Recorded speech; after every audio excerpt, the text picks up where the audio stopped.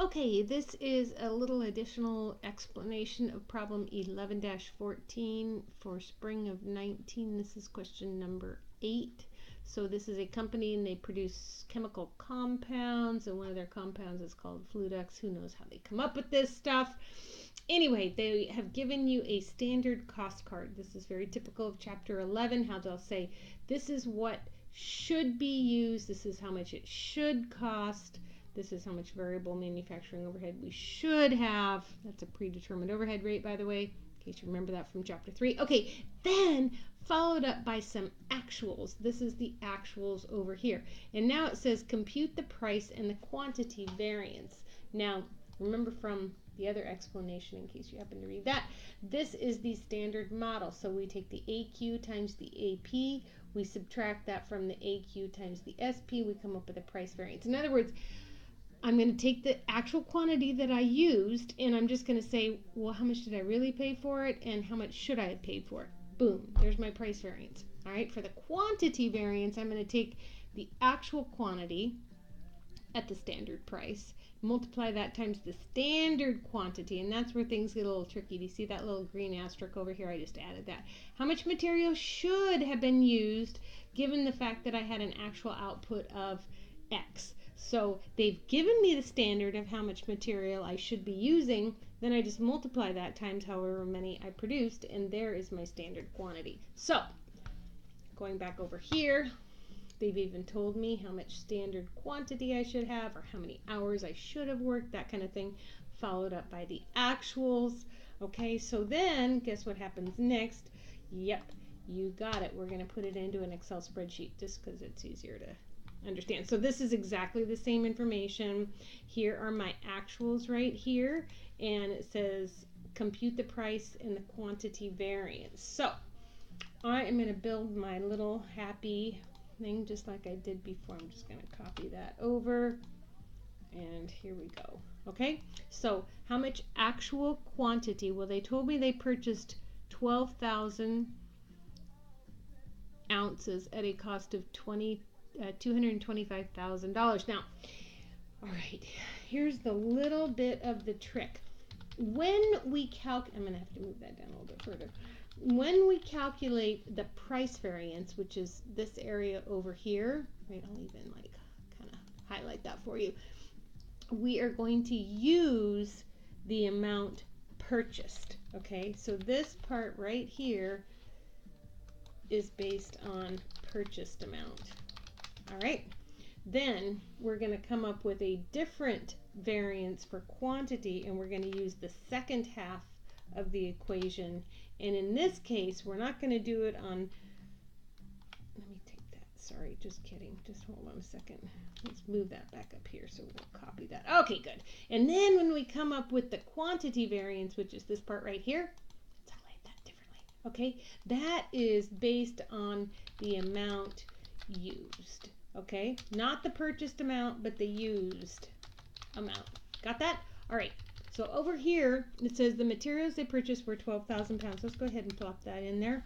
And they tell me it was a cost of $225,000. Okay, so 225, boink, boink, boink. If I really wanted to know what that was on a per basis, could I do that? Absolutely. I could take the total amount that I paid, divide that by how much I purchased, and apparently I paid $18.75 per ounce for the direct materials.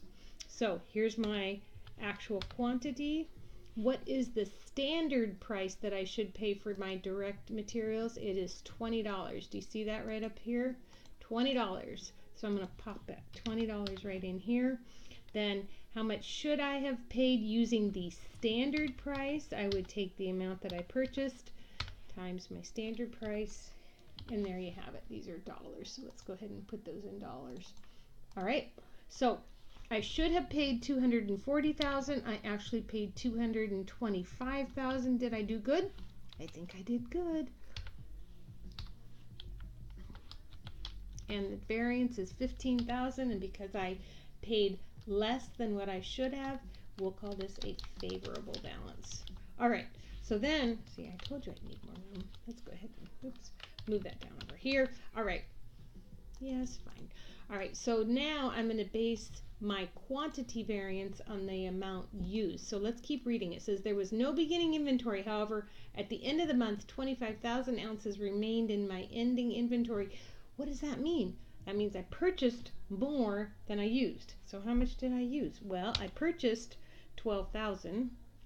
And how much do I have left in my ending inventory? 2,500. So let's go ahead and take that out. So that means I must have used 9,500 pounds. All right. The standard price was that $20, right? There's the standard price. So let's go ahead and put that in there. All right. Now, how do I figure out my standard quantity? If you were listening to my other video, you would now know that we're going to figure out, okay, blah, blah, blah, the employees, da, da, da, da, da, da. Okay, look at that. During November, 3,750 units were produced. So now I'm going to say, okay, 3,750. All right, that's how much was actually produced. So the standard quantity says, I'll take you back over here, how much material should have been used at the given actual output, meaning my actual output was 3,750. How much material should I have used? Well, let's go back to my standards card here. I should have used 2.5 ounces for every unit that I produced. So that's my standard quantity. And then the standard price was still that $20, so I'm just going to bring that over. And now it's just multiplication times this multiplied by this. And now check this out. So this is my shoulda pile right here. All right, so let's put these in dollars because those are dollars. Okay, so I should have spent $187,500, but I actually spent $190. Okay, so now I'm just going to take that, subtract it, and I have a $2,500 unfavorable variance. How do I know that's unfavorable?